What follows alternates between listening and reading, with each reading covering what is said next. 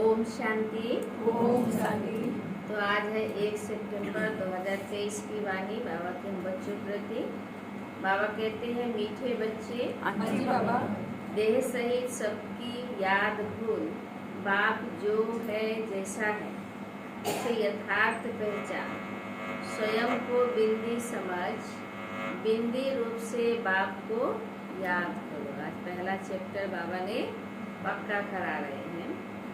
प्रश्न पूछते हैं बाबा, कौन सा ज्ञान इस समय बाप से ही तुम्हें मिलता है और कोई नहीं दे सकते? कौन सा ज्ञान इस समय बाप से ही तुम्हें मिलता है और कोई नहीं दे सकते? बाबा ने उत्तर में कहे, तुम स्त्री पुरुष साथ में रहते, गृहस्थ व्यवहार की संभाल करते पवित्र रहो। यह ज्ञान अभी इस समय बाप तुम्हें देते हैं और कोई यह ज्ञान दे नहीं सकता। तो बाबा कहते, तुम्हें दान तो 5 विकारों का करना है, लेकिन मुख्य जो विकार है बाबा कहते काम जिस पर पूरी विजय पानी है। सर्वशक्तिमान बाप की याद और श्रीमत पर चलने से ही यह ताकत मिलती है। आज का गीत है, दुखियों पर रहम करो माँ बाप हमारे। सब दुखी है और बाबा से पुकार रहे हैं बाबा को कि दुखियों पर आकर के रहम करो, जो बाबा अपने वायदे अनुसार रहम कर भी रहे हैं। ओम शांति। ओम शांति। वही बाप बैठ बच्चों को समझाते हैं। कौन है यह बाप?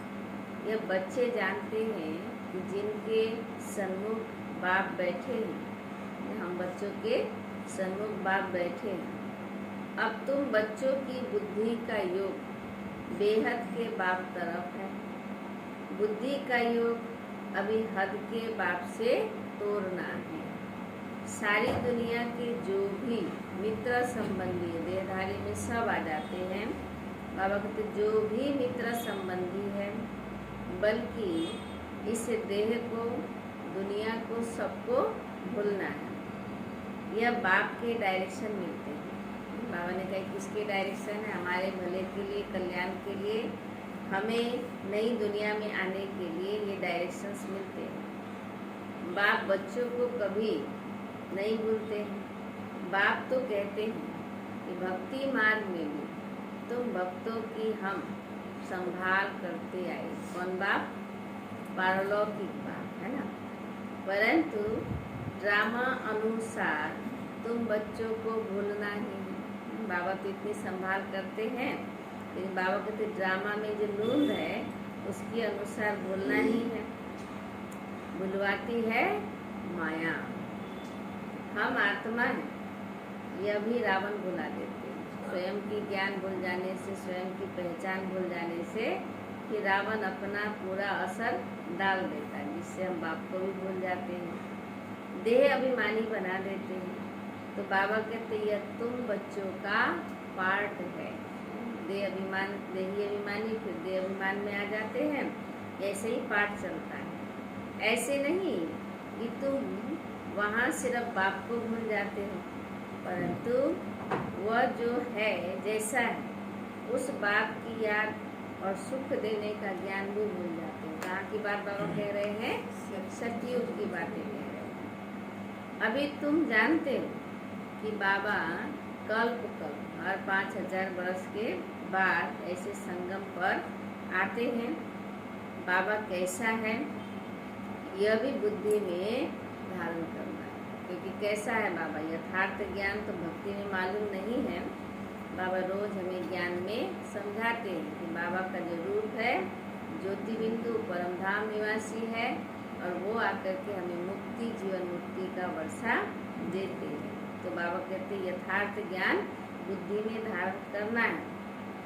मनुष्यों ने तो शिवलिंग का बड़ा चित्र बना दिया है, और सभी के चित्र तो ठीक है, जैसे ब्रह्मा विष्णु शंकर का चित्र भी ठीक है, मंदिरों में पूजे जाते हैं, परंतु परम पिता परमात्मा का नाम, रूप, देश, काल जो है वही भूल जाते हैं। और बाबा का नाम, रूप, देश, काल भूलने से ही सब कुछ उलट पुलट हो जाता है। चित्र भी भूल जाते हैं। बाबा ने कहा बाबा का रूप क्या है वही भूल जाते हैं। अभी तुम बच्चों को समझाया जाता है कि आत्मा बिंदी रूप है। तो आत्मा का बाप कैसा होगा? वो भी बिंदी रूप होगा। स्टार मिसल बिंदी है, विभूति के बीच में रहती है। कहाँ स्थान है इस शरीर के अंदर आत्मा का? विभूति के बीच में। बच्चे जानते हैं कि हम आत्मा हैं, भक्त के रूप में नहीं, इन बच्चों के रूप में हम लोग जब समझ गए हैं कि हम आत्मा हैं। शरीर की विभूति के बीच मुझ आत्मा का स्थान। कितना क्लियर ज्ञान देता है बाबा, हर बात की समझ देते हैं। इस शरीर के अंदर जो विभूति है, लोग तो यहाँ समझते हैं ना, यहाँ धड़कन चलती है, इसलिए लोगों को लगता है यहाँ है। बाबा समझा रहे कि आत्मा यहाँ, क्योंकि हम कोई भी बात सोचते हैं, याद करते हैं, प्रेशर डालते हैं, यहाँ ही डालते हैं, यहाँ तो नहीं डालते हैं। तो बाबा कहते हैं शरीर के अंदर जो विभूति है आत्मा का स्थान वही है। यह तो सब मानेंगे, जहाँ हम लोग बिंदी भी लगाते हैं, बहुत सूक्ष्म बिंदी जैसी है। यह भी जानते हैं कि परम पिता परमात्मा भी ऐसे बिंदी रूप ही होगा। जैसी आत्मा है वैसे आत्मा का पिता भी बिंदी रूप होगा। खुद आकर के समझाते हैं बाबा कि मैं भी बिंदी हूँ, परंतु मनुष्यों ने बड़ा रूप ज्योतिर्लिंगम बना दिया है। क्योंकि भक्ति मार्ग है, भक्ति में तो पूजा करना है, जल चढ़ाना है, फूल पत्ती क्या क्या चढ़ाना है ना। इसीलिए बाबा कहते बच्चों को मालूम भी नहीं है, जो आया वैसे बना दिया, ज्योतिर्लिंगम बना दिया है। जैसे बुद्ध का भी बड़ा लंबा चौड़ा रूप बनाते हैं। पांडवों के शरीर भी भक्ति मार्ग में बहुत लंबे बनाते हैं। क्यों बनाते हैं? बड़े बड़े काम किया है। बाबा ने कहा उनकी बुद्धि बहुत बड़ी थी, बुद्धि से काम लिया था, है ना, एक भगवान को पहचाना था। तो इसीलिए बाबा कहते हैं बड़े लंबे लंबे चित्र बना देते हैं। भक्ति मार्ग में लंबे चित्र होते हैं, मैंने एकदम यूनिक, अलग दिखना चाहिए, है ना। ज्ञान मार्ग में छोटी चीज होती है। क्या बोला बाबा? भक्ति मार्ग में बड़े बड़े बड़े चित्र दिखाते हैं, और ज्ञान मार्ग में उनकी अगेंस्ट है एकदम ही बिंदी। हम भी बिंदी, बाप भी बिंदी। बाबा कहते हैं ड्रामा में जो भी होता उसको भी बिंदी लगा दो। ज्ञान मार्ग में छोटी चीज होती है। परमात्मा कहते हैं मैं बिंदी हूँ। कहाँ कहाँ बहुत बड़ा लिंग भी रखते हैं। अब कहीं कहीं तो छोटा भी है ना, और कहीं कहीं तो बहुत बड़ा भी रखते हैं, जिसकी जैसी भावना बाबा कहते हैं। नहीं तो बिंदी की पूजा कैसे हो सके, इसीलिए बनाते हैं। पूजा तो जरूर बड़ी चीज की होगी ना। तुमको अभी बिंदी रूप समझाया है, क्योंकि हम लोग मोटे बुद्धि हो गए, सूक्ष्मता खत्म हो गई, सूक्ष्म आत्मा को ही भूल गए। तो बाबा कहते तुमको अभी बिंदी रूप समझाया है कि बाबा कौन है, कैसा है। इन बातों को मनुष्य तो समझ न सके। तो बाबा कहते हैं तुम बच्चों को भी पहले ये सब समझ नहीं थी, बाबा समझाते हैं। ज्ञान का नेत्र बाबा ने दिया है। अभी जब परिपक्व अवस्था हुई है तो समझते हो। बाबा ने कल परसों ही बताया था ना कि शुरू में बाबा ज्योति बिंदु का ज्ञान नहीं दिया, शिवलिंग के ही रूप में ज्ञान दिया था। बाबा ने कहा धीरे धीरे जब अवस्था पक्की होती जाती है तो उस बिंदी को पक्का समझ के याद करते हैं। तो अभी जब परिपक्व अवस्था हुई है तो समझते हो कि यह तो यथार्थ बात है। अभी तो समझ में आ जाता है ना। अगर शुरू से लेकर बाबा भी समझाते तो हम समझ नहीं सकते, क्योंकि भक्ति मार्ग की बात एकदम ही उल्टा, मैंने एकदम ही उससे बदल के हो रहा है। तो बाबा कहते समझ नहीं सकते बच्चे लोग। इसीलिए कई बच्चे बाबा को बोलते हैं ना बाबा हमको पहले क्यों नहीं मिला, पहले क्यों नहीं मुझे टचिंग कराया? बाबा क्या कहता, पहले आते तो माया खा जाती आपको, है ना। क्योंकि शुरू में बहुत सारी ऐसी बातें हुई, बहुत सारी घटनाएं हुई, बहुत तरह की बातें तो कुदरत के रूप में हुए। तो बाबा आत्माओं को समझाता है कि अभी के हिसाब से अगर उस समय में आप आता तो आप लास्टिंग नहीं करता, चल नहीं पाता, है ना। ऐसे बाबा समझाते हैं। तो बाबा कहते हैं कि अगर शुरू से लेकर के बाबा भी समझाते तो हम समझ नहीं सकते, क्योंकि बिंदी कोई चीज़ तो है नहीं, हम मानते नहीं। परंपरा से शिवलिंग कहा जाता है, तो कैसे मानते झटके से? यह फिर क्या है ऐसा लगता? तो बाप समझाते हैं कि वह भी रॉन्ग है। मैं जो तुम्हारा बाप हूँ, मैं तो बिंदी हूँ, तुम्हारा भी बिंदी रूप है, परंतु पूजा के लिए बड़ा शिवलिंग बनाते हैं। अब सब बातें समझा रहे हैं ना कि अभी ज्ञान में समझ में आ गया, सूक्ष्म बातें, ज्ञान का यथार्थ रस ज्ञान समझ में आया। इसलिए बाबा ने कहा अभी हम लोग की बुद्धि में शिवलिंग नहीं आता है। क्या आता है? परम धाम में बुद्धि चला जाता है। आत्माओं का रूप भी शालिग्राम बनाते। अभी आता है किसी को शिवलिंग बुद्धि में? आता है भाइयों को? बाबा बोलने से ही शिवलिंग आता है ना, बिंदु रूप आता है।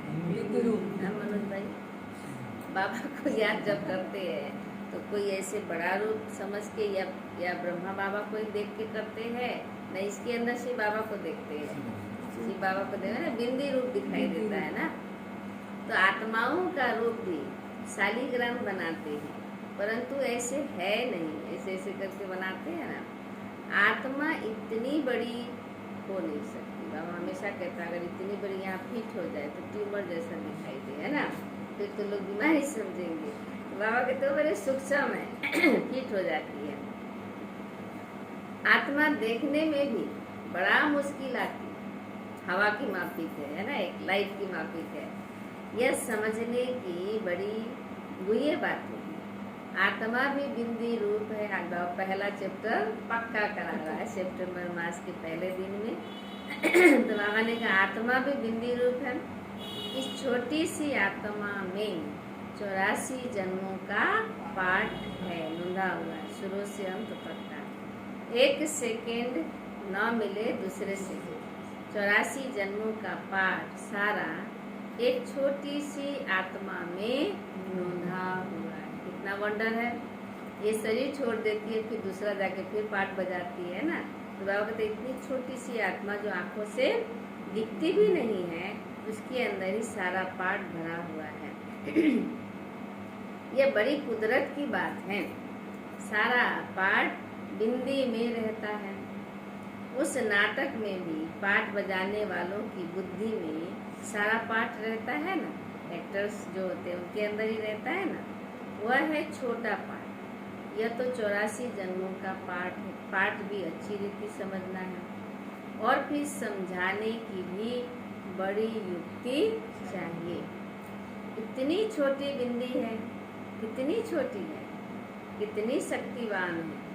उनको परम पिता परमात्मा कहा जाता है। शिव बाबा के लिए उनका भी तो रूप बिंदी है। तुम आत्माएं उनसे योग लगाने से, बाबा के साथ कनेक्ट होने से मास्टर सर्वशक्तिमान बनते हो। माया पर जीत पाकर अटल अखंड सुख शांति में राज्य करते हैं। बाबा कहते हैं इस समय खुद को आत्मा समझ के परमात्मा पिता को याद करते हैं। इतनी सर्वशक्तिमान है, इतनी शक्तियाँ मिल जाती है कि माया के ऊपर जीत पाकर के अटल अखंड सुख शांति में राज्य करते हैं, यानी भविष्य में करेंगे।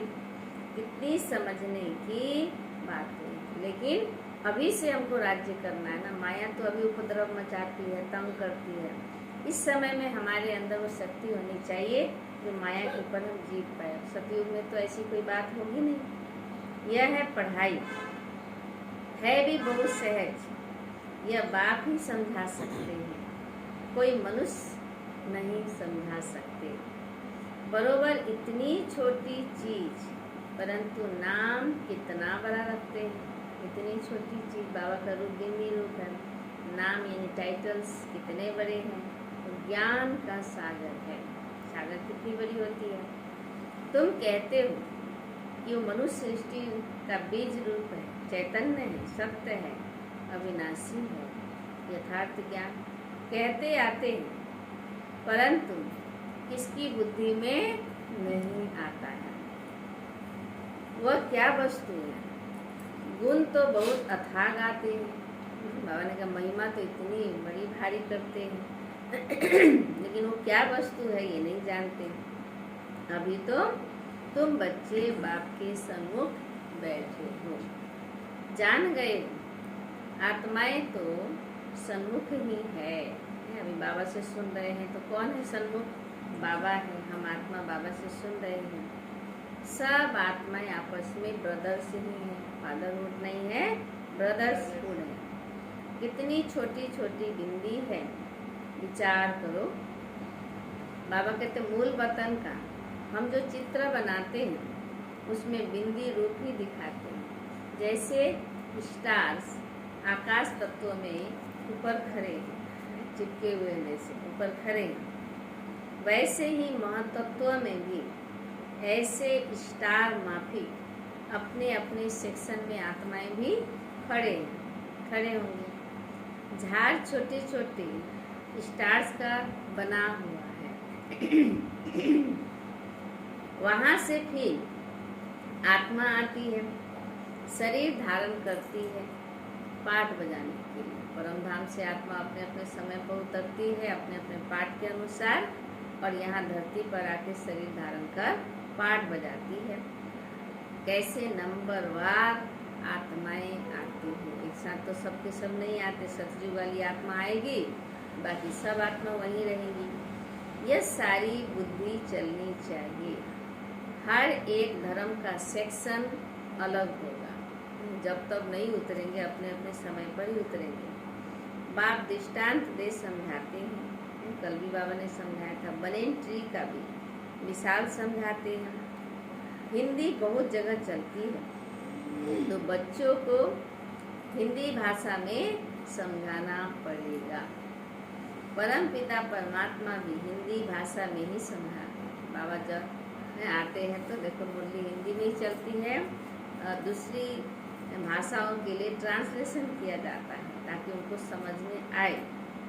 आजकल जहाँ तहाँ इसका प्रचार करते रहते हैं। एक भाषा होना तो मुश्किल है। वैरायटी धर्मों का ये सृष्टि रूपी झाड़ है, तो बाबा ने कहा सबकी भाषा अलग अलग है, एक भाषा होना मुश्किल है। कई समझते हैं परम पिता परमात्मा तो सब भाषाएं जानते होंगे, परंतु ऐसे तो हो न सके। अथाह अनेकों अनेक भाषाएं हैं, वह तो सीखनी पड़ती है। परम पिता परमात्मा को तो कुछ सीखना नहीं है। उन्होंने कल्प पहले जिस भाषा में समझाया है उसमें ही समझाते। सब क्वेश्चन समाप्त। बाबा ने क्या कह दिया, जिस भाषा में कल्प पहले समझाया था वही भाषा में समझा रहा हूँ। बनी बनाई बन रही है ना, तो बाबा को तो उसी भाषा में ही समझाते हैं। बाकी भाषाएं तो हर एक को पढ़नी होती है, औरों को समझाने के लिए। बाप को पढ़नी होती है क्या? तुम देखते हो शुरू से हिंदी चली है, और हिंदी में जो एक रस मिलता है और भाषाओं में नहीं, क्योंकि डायरेक्ट बाबा की वर्ड्स है, वाणी है ना। सब हिंदी सीखते जाते हैं। भारत में हिंदी का प्रचार, बाप भी हिंदी में समझाते हैं। फिर हर एक को अपनी भाषा में ट्रांसलेशन कर औरों को समझाना पड़े। बाप और बाप की रचना का परिचय सबको समझाना है। सभी का सदगति दाता वह एक बाप है, सभी का, चाहे कोई भी धर्म की आत्माएं हो, सबका पिता है। यह सब जानेंगे, बरोबर बाप आया हुआ है। बाप कहते हैं मैं भारत में ही आता हूँ। भारत हमारा बर्थ प्लेस है। शिव के मंदिर, देवी देवताओं के मंदिर भी यहाँ ही है। देवी देवताओं का राज्य भी भारत में होता है। बाप भी भारत में आते हैं। तो भारत की कितनी बड़ी महिमा है। देवी देवता धर्म की स्थापना यहाँ ही की है। तो मंदिर भी जरूर कहाँ होने चाहिए? भारत में ही होने चाहिए। यहाँ ही है ढेर सारे मंदिर, यहाँ ही चाहिए। औरों के इतने मंदिर नहीं होंगे। यहाँ तो बहुत मंदिर, त्योहार भी कितने वैरायटी है ना। कितने तरह की, कितने देवियों की देवताओं की पूजा होती है। रोज दिन सप्ताह में 7 दिन कोई ना कोई देवी देवताओं की पूजा होती है। ज़्यादातर देवियों की पूजा होती है। यहाँ तो बहुत मंदिर है। घर घर में लक्ष्मी नारायण के चित्र, राधे कृष्ण के चित्र, राम सीता के चित्र रखते हैं। कोई कोई तो पूरे मास ही त्योहारों से भरा हुआ रहता है। जैसे अगस्त मास में कितनी पूजाएं होती है ना। तो बाबा ने कहा क्योंकि भारत में होकर के गए हैं देवी देवताएं, राधे कृष्ण, लक्ष्मी नारायण, सीताराम, परंतु उन्होंने कैसे राज्य लिया वो भूल गए हैं। चैतन्य में राज्य करके गए हैं। जैसे हम लोग अभी पढ़ रहे हैं, चल रहे हैं, खा रहे, पी रहे, कर्म कर रहे हैं। देवी देवता एक समय इसी धरती पर चल रहे, अपना कर्म कर रहे थे ना। तो चैतन्य में राज्य करके गए हैं। उस दिन बाबा ने बोला ना एक दिन कि कहाँ इतने बड़े राजधानी में थे और अभी जाके कोठरियों में बंद हो गए, है ना। लक्ष्मी नारायण बैकुंठ के महाराजा महारानी, उन्हों को राज्य किए कितना समय हुआ? बाबा पूछते, यह भी जानते हैं, मुख से कहते भी हैं कि क्राइस्ट से 3000 वर्ष पहले देवी देवताओं का राज्य था। तो क्राइस्ट को 2000 वर्ष हुए ना, तो 2 और 3 कितना हो गया? 5000 वर्ष। तो लाखों वर्ष कहाँ से आए? बाबा कहते।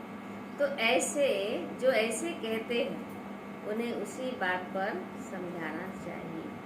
कहते हैं क्राइस्ट से 3000 वर्ष पहले देवी देवताओं का राज्य था, अर्थात यही भारत स्वर्ग था, है ना। अर्थात स्वर्ग था। ऐसे नहीं कि क्राइस्ट भी उस स्वर्ग में था।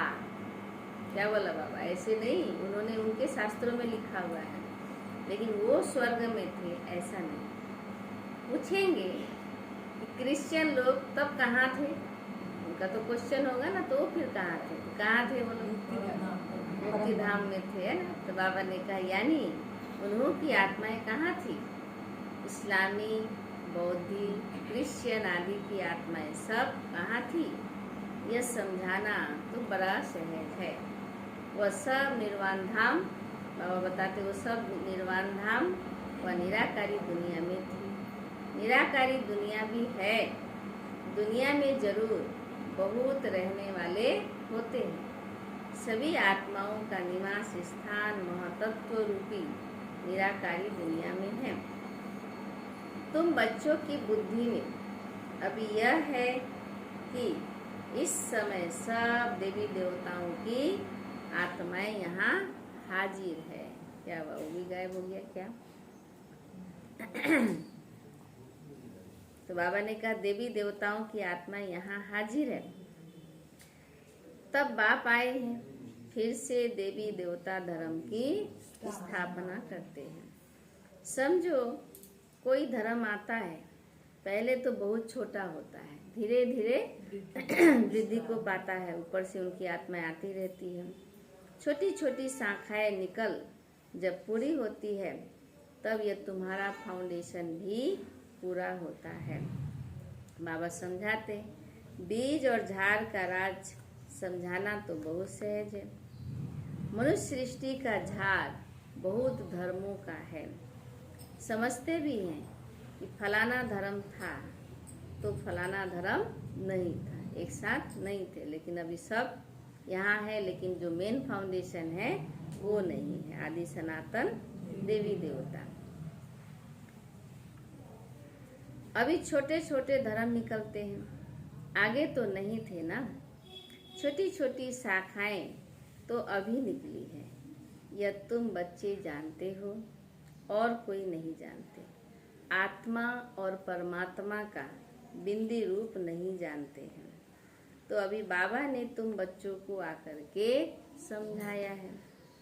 तुम कहते हो कि बाबा हम आपके बच्चे हैं, कल पहले भी आपसे मिले थे, आपके बच्चे बने थे। बच्चे बनते हैं तो बच्चे बनते हैं बाप का वर्षा लेने के लिए। बाप कहते हैं तुम हमारे हो, गोया एडॉप्ट किया हुआ मुख वंशावली हो। तुम हमारे हो, एडॉप्ट किया हुआ ज्ञान से मुख वंशावली बच्चे हो। तुम सब एडॉप्टेड हो। बाबा भी ब्रह्मा मुख से कहते हैं कि तुम आत्माएं हमारी हो। तुम आत्माएं भी कहती हो कि बाबा आपने जो ब्रह्मा तन से आकर के अपना परिचय दिया है, हम आपके हैं। बाबा कहने से ही क्या होती है? बाबा कहने से वर्षे की खुशबू आती है। बाप कहने से ही प्रॉपर्टी के जैसे नशा चढ़ जाता है कि वो तो हम ही मालिक है ना। तो बाबा कहते बाबा कहने से ही वर्षे की खुशबू आती है।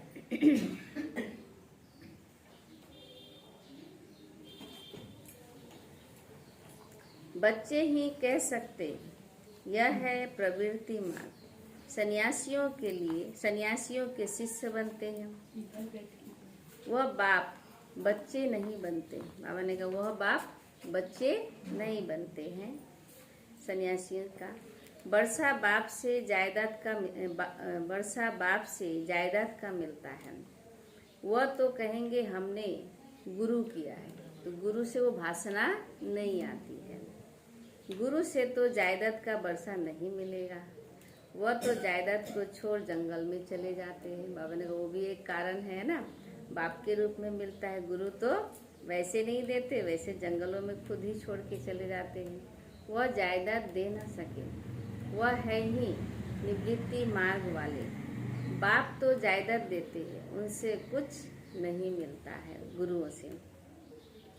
जंगल में जाएंगे तो सन्यासी कहलाएंगे। तुम भी सन्यासी कहलाते हो। क्या बोला बाबा? तुम भी सन्यासी हो। हद के सन्यासी हैं और हम घर गृहस्थ में रहते, सब कुछ संभालते, पुरानी दुनिया को भूल के ही सन्यासी कहलाते हैं। वह है हठयोगी सन्यासी और तुम हो राजयोगी सन्यासी। सन्यासी अर्थात 5 विकारों का दान करने वाले। सो तो तुम त्याग करते हो और फिर पवित्र दुनिया में चले जाते हो। वह त्याग करते हैं परंतु पवित्र दुनिया में नहीं जाते। कितना कष्ट है? कितना मेहनत करते हैं। लेकिन बाबा ने कहा वो पुरानी दुनिया में ही फिर से जन्म लेंगे, फिर से ऐसे समय में आएंगे। नया दुनिया में तो उनका जन्म नहीं होता, पतित दुनिया में ही रहते हैं। तो बाप समझाते हैं आत्मा कितनी छोटी। इससे क्या इशारा है कि जैसे हम लोग भी अगर बाबा की श्रीमत पर नहीं चलते, पावन नहीं बनते, तो फिर से जन्म लेना पड़ेगा इसी पतित दुनिया में। इसलिए हमें बाबा क्या कहते हैं, अच्छी रीति पढ़ाई पढ़नी है, बाबा को याद करना है, पवित्र बनना है। बाबा की श्रीमत पर चलेंगे तो श्रेष्ठ दुनिया में हमारा जन्म होगा। इतनी छोटी वस्तु में कितनी ताकत है, अविनाशी भी है। वह बाप इस शरीर द्वारा समझाते हैं, तुम्हारी आत्मा समझती है। बाबा समझाते हैं और हम आत्मा रूप में समझते हैं। बाप कहते हैं मैं आता ही तब हूँ जब कलयुग का अंत है। तमो प्रधान पतित हो जाते हैं। मुझे याद भी तब करेंगे जब संगम होगा, तभी हम आएंगे। जब एकदम दुख हो जाता है तब याद करते हैं। और बाबा कहते मेरा भी जब संगम का समय आएगा, आत्मा परमात्मा का मिलने का, तभी हम आएंगे। तभी विनाश के चिन्ह भी देखने में आएंगे। इसलिए बाबा हमेशा कहते हैं आपने कालों का काल को बुलाया है, इसलिए अभी तो जाने की तैयारी करनी पड़ेगी। सो तो बरोबर देखते हो, अभी तुमको समझ मिलती है, वह फिर औरों को देनी है। जो समझ अभी हमको मिली है, बाबा कहते दुनिया का हिसाब किताब भी ऐसे ही चल रहा है, बाबा का एक एक कथन सत्य हो रहा है, तो बाबा कहते दूसरों को भी यही ज्ञान देना है। अभी कलयुग का अंत जरूर है। यही तीनों सेनाएं खड़ी हैं, यादव कौरव पांडव भी हैं। महाभारत लड़ाई भी है। बरोबर उस समय राजयोग भी सीखते थे। ये याद कराता ना कि तुम आत्मा हो, मुझे याद करो। पांडवों ने विजय पाई, यादव कौरव विनाश हुए। स्वर्ग में तो एक ही धर्म होता है। सब बाबा कहते हैं ना, तुम चिंता मत करो, मैं तो आया ही हूँ सब धर्मों का अधर्म का विनाश कर एक सत्य धर्म की स्थापना करने। तो बाबा कहते स्वर्ग में तो एक ही धर्म होता है, अनेक धर्म खलास हो जाते हैं। यह बाप बैठ समझाते हैं। बच्चे जानते हैं कि बाबा की इस राजयोग की शिक्षा से हम बरोबर सो देवी देवता पद पाते हैं, क्योंकि इसी समय हम विकारों पर विजय, तो हम देवी देवता पद पाते हैं। तुम पुरुषार्थ करते हो कि हम तो नर से नारायण ही बनेंगे, बाप का वारिस जरूर बनेंगे, तख्त नसीन बनेंगे। फिर जितना जो पुरुषार्थ करेंगे उतना पद पाएंगे। पुरुषार्थी छिपे नहीं रहते, वह बड़े मस्त होते हैं। पहले पहले प्रतिज्ञा करते हैं। बाप के जन्म के बाद रक्षाबंधन यानी शिव जयंती के बाद ही रक्षाबंधन मनाया जाता है। बाप को जानते तो पहले प्रतिज्ञा, बाबा ने कहा बाप को जानते तो पहले प्रतिज्ञा करनी है। बाप कहते हैं काम महाशत्रु है। दान तो पांचों ही विकारों का करना है, एक से तो नहीं होगा। बाबा ने कहा पांचों ही करना है, लेकिन मुख्य जो है विकार, उसके लिए बाबा कहते हैं। परंतु पहले पहले मुख्य है काम। इनसे बड़ा खबरदार रहना है। कोई भी अपवित्र संकल्प, व्यर्थ संकल्प, बाबा कहते वो सब अपवित्रता में ही आता है। भले स्त्री भी साथ हो, गृहस्थ व्यवहार में रहते पवित्र रहना ये मेहनत का काम है। सर्वशक्तिमान बाप को याद करने और उनकी श्रीमत पर चलने से ताकत मिलती है। बाबा ने क्या कहा, सर्वशक्तिमान बाप की याद, और बाबा जो रोज पढ़ाते हैं, श्रीमत देते, उस पर चलने से, धारण करने से ताकत मिलती है। तो बाप का फरमान है साथ में रहते यानी घर गृहस्थ में रहते, इकट्ठे रहते, पवित्र रहना है। आगे तो स्त्री पुरुष इकट्ठे रहने से आग लगती थी। बाप कहते हैं इकट्ठे रहो परंतु आग न लगे। अच्छा, मीठे मीठे सिखी लगे बच्चों प्रति माता पिता बाप दादा का याद प्यार और गुड मॉर्निंग। रूहानी बाप की रूहानी बच्चों को नमस्ते। हम रूहानी बच्चों की रूहानी बाप दादा को याद प्यार, गुड मॉर्निंग और नमस्ते नमस्ते नमस्ते। शुक्रिया बाबा। अच्छा, धारणा के लिए मुख्य सार में पक्का करा रहे बाबा। पहला, दिल से बाप को याद कर जायदाद की खुशी में रहना है, पूरा पावन जरूर बनना है। दिल से बाप को याद कर जायदाद की खुशी में रहना है, पूरा पावन जरूर बनना है। दूसरी, विचार करना है आत्मा कितनी छोटी है और उसमें कितना अविनाशी पाठ नोंधा हुआ है। बिंदु बन, बिंदु बाप की याद में रहना है। अच्छा, आज की वरदान है स्व इच्छा और दृढ़ संकल्प से, स्व इच्छा और दृढ़ संकल्प से एक देकर पदम लेने वाले चतुर सुजान भव। मैंने हमको देने की इच्छा होनी चाहिए, ऐसे नहीं बाबा को लेना पड़े खिंच खिंच करके। बाबा ने वो भी बताए हैं कि सुदामा से कैसे लिया। तो स्व इच्छा और दृढ़ संकल्प से एक देकर के पदम लेने वाले चतुर सुजान भव। बाबा समझाते चतुर सुजान बच्चे मिट्टी से भरे हुए सूखे चावल देकर एक का पदम गुना भाग्य बना लेते हैं। सिर्फ चावल देते और रिटर्न में सर्व शक्तियाँ, अभी से सर्व शक्तियाँ, सर्व खजाने ज्ञान के 36 प्रकार से भी ज़्यादा वैरायटी ले लेते हैं।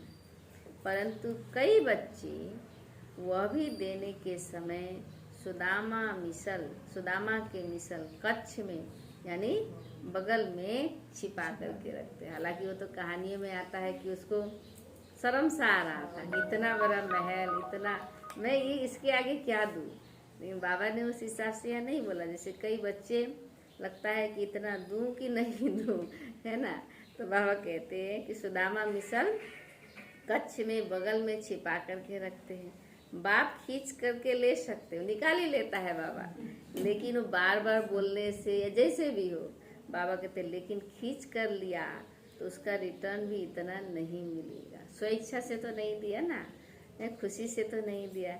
इसलिए स्वेच्छा और दृढ़ संकल्प से एक देकर पदम लेना, यही चतुराई है।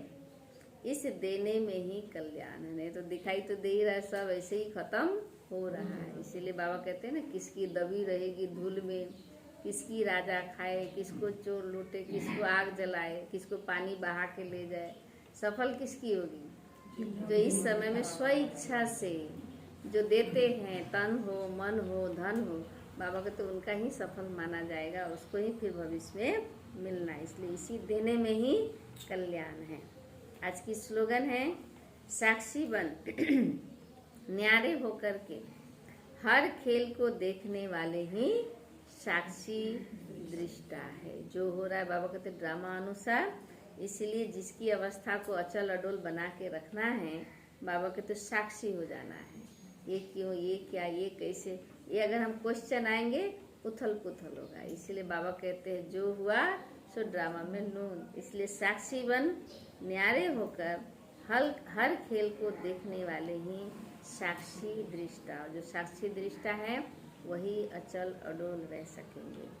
अच्छा, हर मास के लिए चेतावनी दी जाती है, इशारा दिया जाता है कि इस मास की सभी मुरलियां ईश्वरीय महावाक्य निराकार परमात्मा शिव ने ब्रह्मा मुख कमल से अपने ब्रह्मा वत्स, यहाँ कौन बैठे हैं, ब्रह्मा वत्स अर्थात ब्रह्मा कुमार एवं ब्रह्मा कुमारियों के सम्मुख 18 जनवरी 1969 से पहले उच्चारण की थी।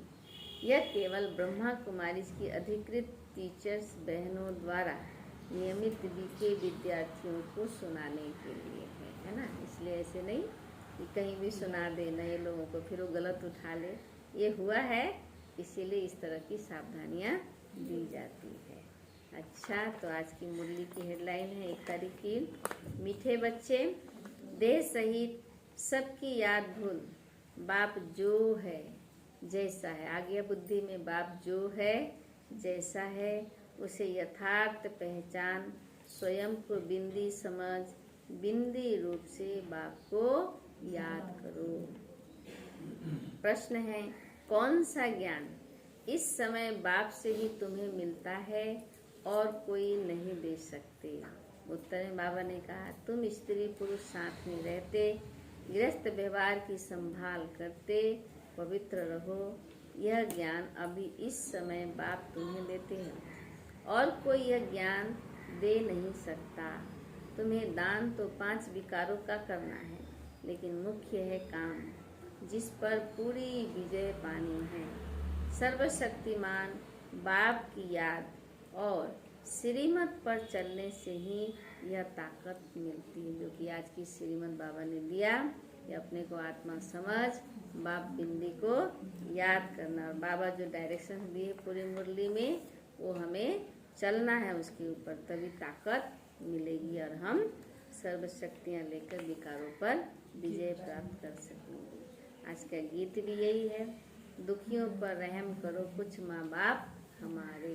तो बाबा आके रहम का सागर ही बन के आया है और हमारे ऊपर रोज रहम करते हैं, कृपा दृष्टि रखते हैं।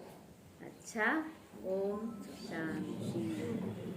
चले प्यारे बाबा को याद करें। आज का क्या है, सोमान चतुर्भुजान है ना, स्व इच्छा से इसमें नहीं होगा।